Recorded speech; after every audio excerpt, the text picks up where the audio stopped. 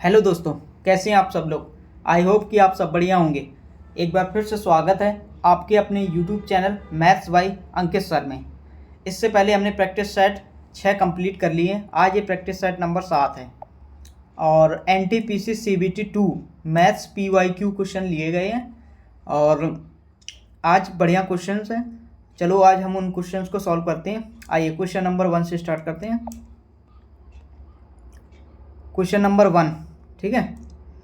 1 में कह रहा है कि एक आदमी एक वस्तु को 25% लाभ पर बेचना चाहता था, लेकिन उसने वास्तव में उसे 25% हानि पर बेचा। ये बताओ, 25% की हानि पर बेचा तो इसका मतलब 75% में बेचा, तो 75 की वैल्यू 870 है, ठीक है। और 25% के लाभ अर्जित करने के लिए वो किस मूल्य में बेचेगा, तो 25 का, तो यहाँ से पहले 100% की वैल्यू निकालो। 25% की ये 100% की वैल्यू आ जाएगी 87/75 इंटू 100, ठीक है। अब हमें कह रहा है 25% का लाभ अर्जित करना है, यानी CP 100% है तो 125% की वैल्यू चाहिए। अब तो 125 87/75 इंटू 100, 125/100, 100 पर 125% हटके, ठीक है। ये 0 0, 25 से 3 बार, 25 से 5 बार ये, और 3 से ये 29 तिया 87 होता है, ठीक है। और 29 पंचे 145, तो आंसर आ जाएगा 145 और एक 0, ठीक है। ये 0 लगा था यहाँ पे, तो 1450 answer, option 1 is correct. Next question number 1 में कह रहा है, देखो, एक शंक्वाकार तंबू की त्रिज्या 7 सेंटीमीटर है और ऊर्ध्वाधर ऊंचाई, यानी त्रिज्या का मतलब है कि R की वैल्यू 7, ऊंचाई H की वैल्यू दी गई है 24, ठीक है। इस तंबू में चावल के ऐसे कितने कितने पूरे बैग खाली किए जा सकते हैं यदि प्रत्येक बैग में चावल द्वारा घेरा गया स्थान 2 मीटर स्क्वायर है, 2 मीटर स्क्वायर है, ठीक है। तो देखो, यहाँ से हम लगाएंगे तंबू का क्षेत्रफल और 2 मीटर स्क्वायर से भाग कर देंगे, ठीक है। तो 1/3 पाई R क्यूब ये आयतन होता है। तो आयतन में 1/3, पाई की वैल्यू 22/7 और R की वैल्यू है 7। पाई R, सॉरी ये गलत लिख दिया, पाई R स्क्वायर H होता है ये, ठीक है। R की वैल्यू है 7, 7 को 2 बार, और H की वैल्यू हमारे पास 24 है, ठीक है। लेकिन कह रहा है कि 2 मीटर स्क्वायर घेरता है क्षेत्रफल, 2 मीटर क्यूब होगा, चावल द्वारा घेरा गया स्थान मीटर क्यूब, ठीक है। तो क्या किससे भाग करेंगे, 2 से भाग कर देंगे। देखो 7 से ये 7 कैंसिल, 3 से ये 8 बार, 2 से ये कट जाएगा 4 बार, ठीक है। अब बस 22, 7 और 8 इनका मल्टीप्लाई कराना है, 22 और 7 चौको 28, 22 और 28, 22 और 28 में देखो 11 का मल्टीपल है, 11 का मल्टीपल ये नहीं है, हाँ ये है, ये नहीं है, ये नहीं है, ऑप्शन सेकंड इज करेक्ट, ठीक है। नेक्स्ट क्वेश्चन नंबर 3 में कह रहे हैं लालू व बालू की आयु, यानी कि लालू और बालू की आयु का अनुपात 1:2 है। 7 वर्ष बाद उनकी आयु का अनुपात 3:5 है। 7 वर्ष बाद यानी कि 7 सालों के बाद, ठीक है, 3:5 है, ठीक है। अब ये बताओ कि चाहे जितनी उम्र बढ़ जाए उनके बीच का डिफरेंस तो एक ही रहेगा, सेम ही रहेगा। इधर देखो 2 है डिफरेंस, इधर 1 का डिफरेंस है, तो इधर 2 का डिफरेंस है तो इधर मल्टीप्लाई कराओ, इधर 1 का है तो इधर 1 से मल्टीप्लाई, तो रेशियो आ जाएगा हमारे पास 2:4 और नीचे आएगा 3:5। इन दोनों के बीच का अंतर 1 की वैल्यू है 7। किसकी निकालना है, बड़े भाई, बड़ा भाई ये है, वर्तमान आयु 7 चौको 28, 28 साल आंसर आ जाएगा, option 4 is correct. Next question number 4, चौथे में कह रहा है, देखो रेखा AB ये सब दिया गया है, इसमें सवाल में दिया गया है, बस इतना देखो कि कोण AOC 130 है। कौन सा, AOC ये 130 है, तो यहाँ से 130 के बराबर रख दो।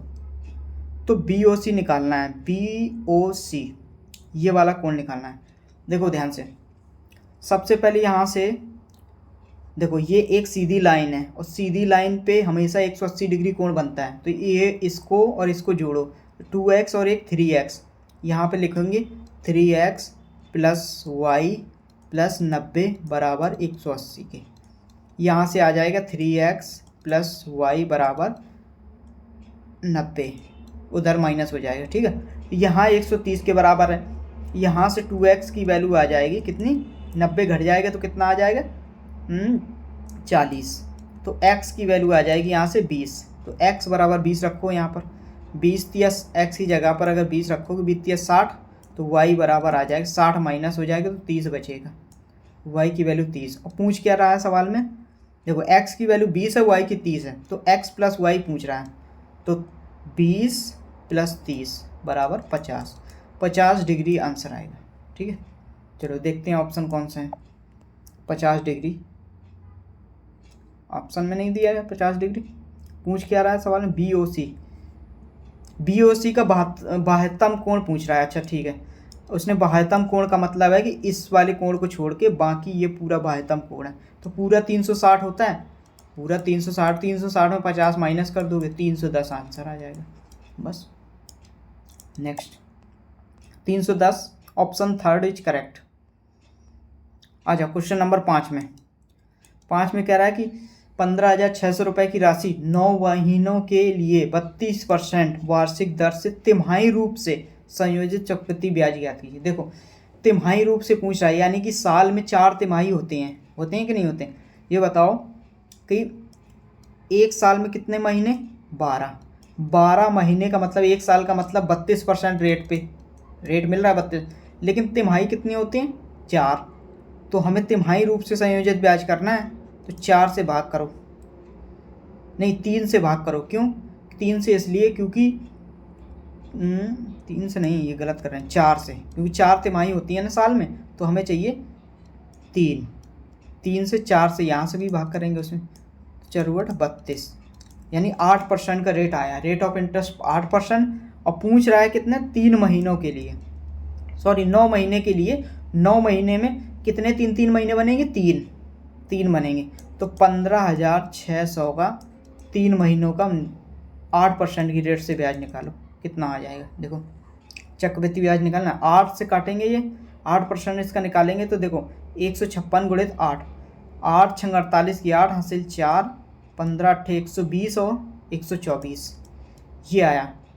इसका भी 8%, तो 1248, इसका भी 1248। ठीक है, अब देखो हमें क्या निकालना था, चक्रवृद्धि ब्याज चाहिए। देखो अभी यहाँ पे भी निकालेंगे, इसका भी निकालेंगे, और इन दोनों का ब्याज यहाँ रखेंगे, और फिर इसका निकाल के यहाँ रखेंगे। तो हमने ऑप्शन नज़र आ गए कि ये बहुत छोटा ऑप्शन, ये बहुत बड़ा है, ये बहुत बड़ा डिफरेंस है। इस तरीके से ऑप्शन बड़े दूर दूर हैं।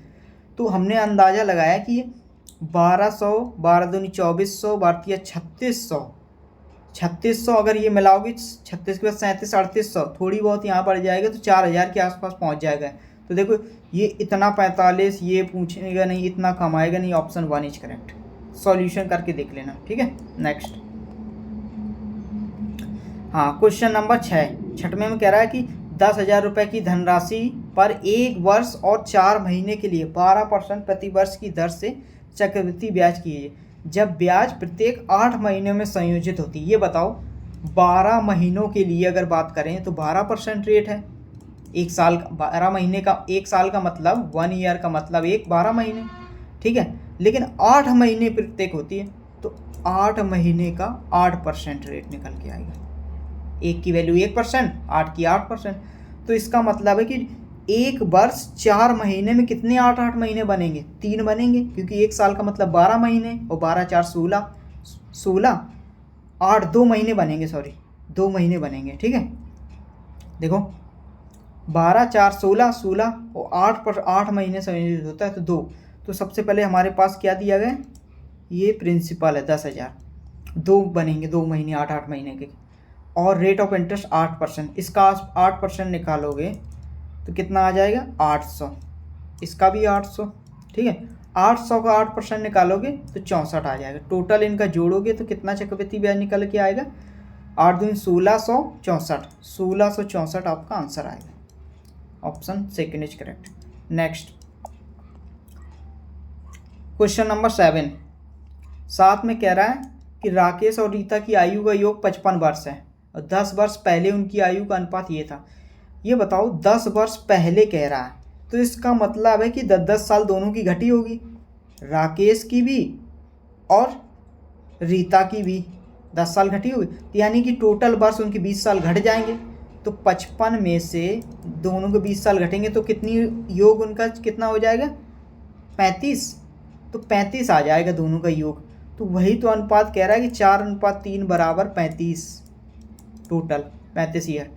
तो टोटल अनुपात हो गया 7, 7 की वैल्यू 35 है, तो एक की 5 वर्ष, एक की 5 वर्ष आई। तो अब दोनों की अलग अलग निकाल देंगे। पूछ किसकी रहा? राकेश की। तो चलो राकेश के बारे में देखते हैं। 5 चौको 20, ये 20 साल राकेश की आ गई उम्र। कह रहा है राकेश की वर्तमान आयु निकाल, ये 10 साल पहले की थी, 10 साल पहले, तो वर्तमान 10 साल जुड़ के 30 साल हो जाएगी, 30 साल आंसर, ऑप्शन सेकेंड।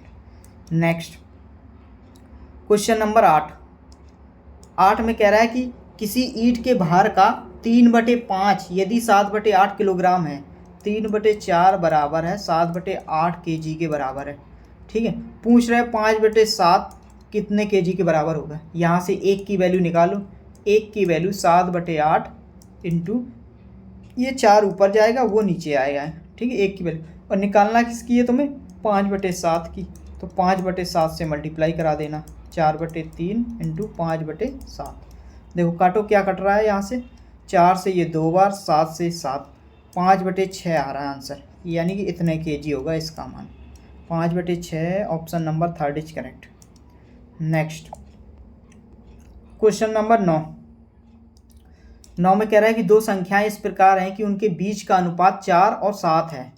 दो संख्याएं, यदि प्रत्येक में 4 जोड़ दिया जाए, प्रत्येक में 4 जोड़ दिया जाए तो अनुपात 3:5 हो जाता है। बड़ी संख्या ज्ञात कीजिए।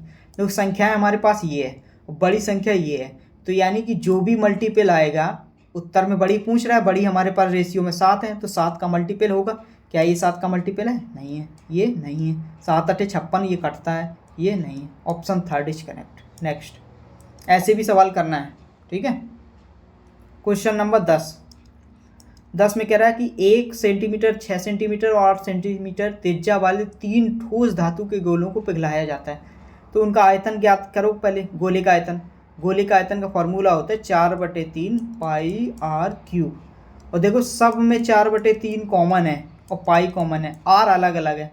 तो पहला आर दिया गया 1 का क्यूब प्लस 6 का क्यूब प्लस 8 का क्यूब, 8 का क्यूब बराबर, कह रहा है इस गोले से नए गोले की त्रिज्या ज्ञात कीजिए। मतलब ठोस गोले में बदल दिया जाता है, तो फिर से वही गोले का आयतन 4/3 πr³। इस आर की वैल्यू निकालनी है तुम्हें। देखो 4/3 पाई से ये कैंसिल, 1 प्लस 6 का क्यूब 216 और 8 का 512। ठीक है, अब इन सबको जोड़ोगे तो 729 आता है। ठीक है, यानी R³ बराबर 729। तो यहाँ से R बराबर आ जाएगा √729 बराबर, ये 9 का क्यूब होता है, 9 centimetre answer, option 1 is correct. Next question number 11। 11 में कह रहा है कि एक बल्लेबाज अपनी 13वीं पारी में 85 रन बनाता है, यानी उसने 12 पारी खेल चुका पहले और 13वीं पारी में वो 85 रन बनाता है। ठीक है, 85 रन, जिससे उसके औसत में 5 रन की वृद्धि हो जाती है, यानी कि जो भी औसत था उसमें 5% की वृद्धि हो जाती है। ठीक है, 5 रन की वृद्धि हो जाती है। एक्स था तो x + 5 हो गया।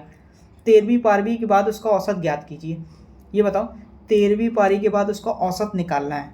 तो देखो ध्यान से, अगर औसत 5 बढ़ रहा है, इसका मतलब है कि 13वीं पारी में जितने पारी खेली होंगी, तो इसका मतलब 12 पारियों को उसने 5-5 रन दिए होंगे, कि नहीं होंगे? तो 12 × 5 = 60, 60 रन तो उसने औसत को पिछले वाले औसत को पूर्ण करने के लिए दिए होंगे कि नहीं?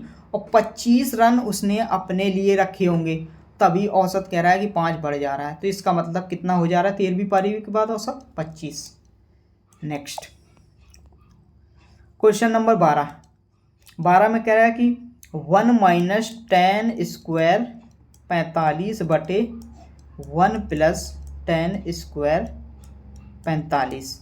इसमें क्या है, 45 की वैल्यू 1 होती है 1 1 माइनस 1 जीरो बटे नीचे कुछ भी हो, कुछ भी नंबर हो उसकी वैल्यू 0 होती है।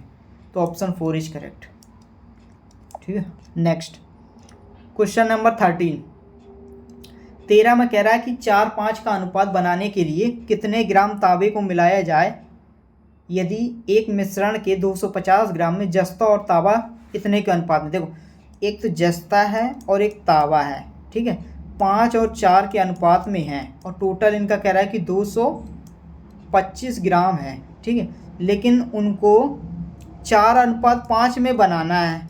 ठीक है, तो उसमें कह रहा है कि कितने ग्राम तांबा मिलाया है, यानी कि कितने ग्राम ये तांबा मिलाना चाहिए, तांबा। तो इसका मतलब जस्ता तो सेम है सेम कि नहीं है। तो जस्ता को पहले यहाँ से देखो, जस्ता को सेम करने के लिए क्या करेंगे हम, इनका रेशियो देखो, पहले रेशियो यहाँ पर बराबर करना पड़ेगा, 4 से मल्टीप्लाई यहाँ 5 से, तभी जस्ता 20 होगा। और यहाँ 4 और यहाँ 5, देखो यहाँ 16 हो गए या, और यहाँ 25, यहाँ 16 25 कितना मिला दिया गया है एक्स्ट्रा, 9 तो ये अनुपात है, 9 तो ये मतलब इसका रेशियो वाला है, लेकिन हमें टोटल निकालना है। देखो यहाँ से 20 और 16 कितना हो गया, नहीं 4 चौक 16 5 चौक 20, हाँ 20 और 16 की वैल्यू ये दिया गया है, 20 और 16 कितना हो गया 36 की वैल्यू तुम्हारे पास ये है। ठीक है, ये टोटल, और 9 की वैल्यू चाहिए, तो 225/36 इंटू 9, इसको सॉल्व कर लेना, आंसर आ जाएगा। 9 चौको 36, 4 5 20, 4 6 24, 56 पॉइंट समथिंग है। ऑप्शन नंबर ये फर्स्ट इज करेक्ट। ठीक है, नेक्स्ट क्वेश्चन नंबर 14 में कह रहा है कि एक दूध वाले ने 15 किलो दूध खरीदा और उसमें 3 लीटर पानी मिलाया, यानी कि दूध वाले ने 15 लीटर दूध खरीदा होगा और 3 लीटर पानी मिला दिया उसमें। ठीक है, यदि मिश्रण प्रति किलोग्राम 22 रुपये प्रति किलोग्राम, यानी कि टोटल मिश्रण अब कितने किलो हो गया, 18 लीटर हो गया ना टोटल, और कह रहा है कि प्रत्येक को 22 रुपये लीटर में बेचा है, 22 रुपये प्रति लीटर, तो टोटल तो इतने रुपए हो जाएंगे नहीं। तो दूध का प्रति किलो क्रय मूल्य ज्ञात कीजिए। अब ये बताओ, जब उसने दूध खरीदा होगा तो 15 लीटर दूध खरीदा होगा, तो उसने तो 15 लीटर दूध के ही पैसे दिए होंगे, पानी के पैसे थोड़ी दिए होंगे उसने, पानी तो उसने खुद से मिलाया प्रॉफिट के लिए, तो बस उसका क्रय मूल्य चाहिए था, तो 15 लीटर से भाग कर देंगे। काटो, किससे कटेगा ये, 3 से ये 6 बार, 3 से ये 5 बार, 22 छक्का 132 इनका मल्टीप्लाई आया, तो यानी कि 132/5, तो हो जाएगा 264 और 1.26.4 आ रहा है। हाँ, option second is correct. Next question number 15 में कह रहा है कि 58 किलो प्रति घंटा की गति से यात्रा करने वाले एक ट्रेन एक्स, यानी जो एक्स ट्रेन है उसकी स्पीड है 58 किलोमीटर प्रति घंटा। ठीक है, और विपरीत दिशा में 50 किलोमीटर प्रति घंटा से यात्रा कर रहे दूसरी ट्रेन वाई विपरीत दिशा में है 50 किलोमीटर प्रति घंटा की स्पीड से, यानी कि इधर से ये जा रहा है, वापस इधर से ये आ रहा है। ठीक है, 16 सेकेंड में एक दूसरे को पार कर लेती है, 16 सेकेंड में। ठीक है, अब बताओ 16 सेकेंड में पार कर लेती है, तो x प्लस वाई, यानी कि दोनों की डिस्टेंस, दूरी बराबर होता है, दूरी बराबर स्पीड इंटू टाइम। स्पीड दोनों की देखो अपोजिट हो रहा है तो जुड़ जाएगा, तो 108 दोनों, और टाइम कितना हो जाएगा, 16 सेकेंड। अब बताओ ये 16 सेकेंड, ये किलोमीटर प्रति घंटा है, ये सेकेंड में समय है, तो इसको भी किलोमीटर प्रति घंटा बनाने के लिए किससे गुणा करा दें, 5 यहाँ लिख दे रहे हैं 5/18 से मल्टीप्लाई करा दो। ठीक है, अब देखो काटो, यहाँ से x प्लस वाई, दोनों ट्रेनों की स्पीड की मतलब वो आ जाएगी दूरी। देखो 18 × 5 = 90, 18 छक्का 108, 6। ठीक है, 16 × 5 = 80, 80 और 8 × 48, 480 मीटर। ये दोनों ट्रेन की स्पीड मतलब दूरी आ गई। ट्रेन वाई की लंबाई x की लंबाई की 3 गुनी है, यानी कि अगर ए टी है तो ये 3 गुनी है तो 3t, हाँ, यानी कि 4t की वैल्यू आ जाएगी, 4t की वैल्यू 480, ठीक है, 480, ठीक। तो t की वैल्यू यहाँ से आ जाएगी कितनी, 4 एकम 4 दूनी 8, 120, t की वैल्यू 120 आ गई, ठीक है। अब पूछ रहा है कि ट्रेन वाई एक पुल को 52 सेकेंड में पार कर लेती है, तो पुल की लंबाई ज्ञात कीजिए। ये बताओ, ट्रेन वाई है, ठीक है। अब वाई यहाँ से देखो, अब ट्रेन वाई एक पुल को 52 सेकेंड में पार कर लेती है, तो पुल की लंबाई मान ली हमने x, ठीक है, प्लस और y की लंबाई कितनी आ जाएगी, यहाँ से निकालो y की 3, तो 3y बराबर हो जाएगा 12 या 36, 360, यहाँ 360, ठीक है, बटे स्पीड y की कितनी है 50 किलोमीटर प्रति घंटा, y की स्पीड है 50, 5/18, 18 ऊपर कर दें क्योंकि मीटर पर सेकेंड में बदलना है, और बराबर 54 सेकेंड में लग रहा है समय। चलो इसको आपको सॉल्व करना है, देखो कैसे, 18 36 18 54 3 बार, और ये 250 और 250 तिया 750, यानी कि यहाँ पर आ जाएगा x प्लस 360 बराबर 750, और x बराबर, x पुल की लंबाई है, ठीक है, 0 9 और 4 और 3 390, यानी 390 मीटर लंबाई आएगी पुल की। ऑप्शन में है 390, option second is correct. Next question number 16 में कह रहा है कि यहाँ पे k माइनस 3/k बराबर 5 है, और k square plus 9/k square पूछ रहा है। इसका स्क्वायर कर दो तो 25 माइनस का, देखो इसका स्क्वायर करोगे तो 2ab इधर आ जाए, 2 माइनस की जगह प्लस, माइनस में है प्लस 3, तो कितना आ जाएगा 31 आंसर, ऑप्शन 1 इज करेक्ट, ठीक है। नेक्स्ट इसमें क्या कह रहा है सवाल में, 17 नंबर देखो ध्यान से, देखो दो धनात्मक संख्याओं का लघुत्तम समावर्तक उनके महत्तम समावर्तक का 13 गुना है। ये बताओ LCM HCF का 13 गुना है। अगर ये 13x है, नहीं x है अगर ये, तो ये 13x है, ठीक है। अब पूछ रहा है सवाल में कि महत्तम समावर्तक और लघुत्तम समावर्तक का योग 252 है, तो 13x प्लस x बराबर 252 है। यहाँ से x की वैल्यू निकल आएगी, x बराबर 14 एकम 14 और 14 एकम 14 और 1 14 छक्का 14 5 7 14 6 40 14 17 18 14 8 112, यानी कि 8 बार। यहाँ से x की वैल्यू 18 आ गई, ठीक है।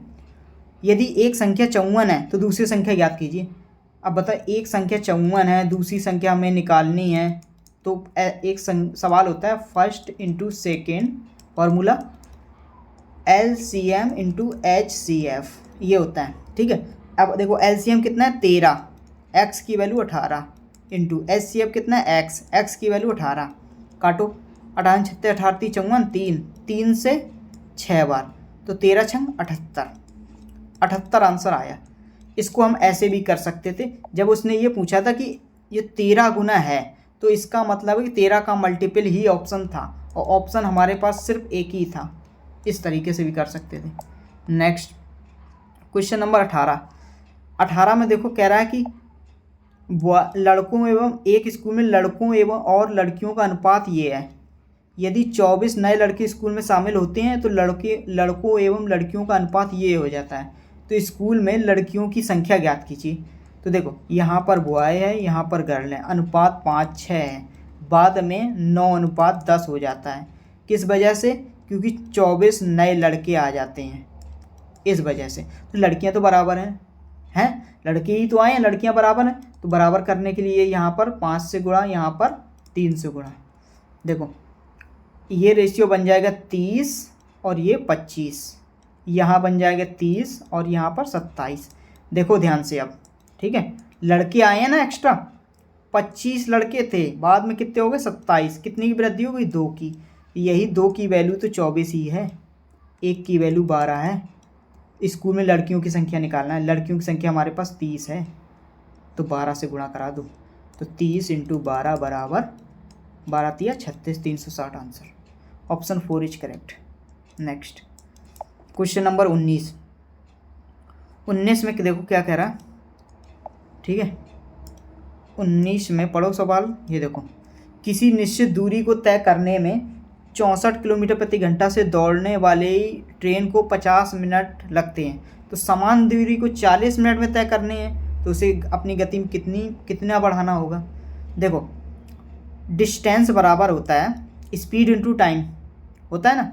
स्पीड हमारे पास 64 है, टाइम हमारे पास कितना है 50 मिनट, लेकिन मिनट को घंटे में बदलना है तो 60 से गुणा, तो ये दूरी हमारे पास आ जाएगी किलोमीटर में।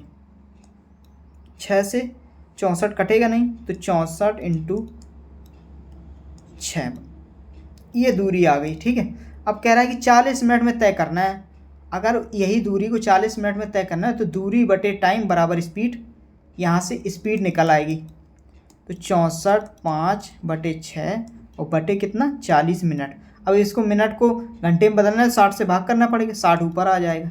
बस देखो 0 से 0 कैंसिल, 6 से 6 कैंसिल, 4 से ये 16 और 16 पचाएँ 80, यानी कि उसको स्पीड अपनी 80 किलोमीटर प्रति घंटा करना होगा। तो पहले 64 थी, बाद में 80 हो गई, कितना बढ़ गई 24